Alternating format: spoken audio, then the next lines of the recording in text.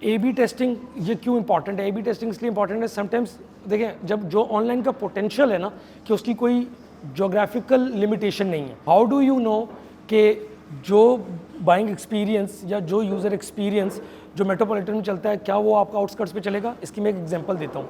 एक ब्रांड था शू का, उनकी मेजॉरिटी 70-80% सेल ड्राइव होती थी आउटस्कर्ट एरियाज से, ठीक है। When they came to us, it's something जो like 3 years back. When they came to us, उन्होंने हमसे डिज़ाइन मांगा। जब हमने उनको डिज़ाइन दिया, हमने उनको एक बड़ा अच्छा शू ब्रांड का हश पपीज़ का ब्रांड कॉपी करके दिया, ठीक है। उन्होंने इसको डिसअप्रूव कर दिया। जब उन्होंने उसको डिसअप्रूव किया तो हमने उनको कहा कि इसको डिसअप्रूव क्यों किया? उन्होंने कहा हमारा जो यूज़र है उसकी इतनी अवेयरनेस नहीं है कि वो नेविगेशन पे जाए, first layer, second layer, third layer, उसके पास इस तरह के एक्सपीरियंस हमने देखा हुआ है, हमने फीडबैक लिए हुए। उन्होंने अपनी वेबसाइट को ब्लैक एंड वाइट पे किया विद लो ग्राफिक्स, और क्योंकि उनको पता था कि graphics at that time 2G 3G का टाइम था और उनकी मेजॉरिटी सेल ड्राइव हो रही थी देपालपुर, आपका सखर, सिंध से।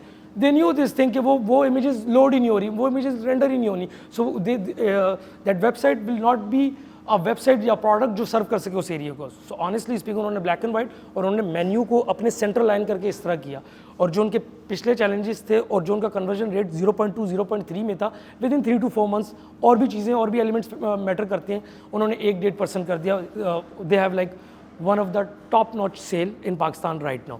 सो व्हाट मैटर इज़ कि जब हम किसी प्रोडक्ट को फाइनलाइज करते हैं या प्रोडक्ट सोर्सिंग करते हैं, what we do, we start copying the multiple websites, ठीक है। that's not the right approach. You need to understand your audience, you need to understand your major market, और वो आप कैसे करते हैं?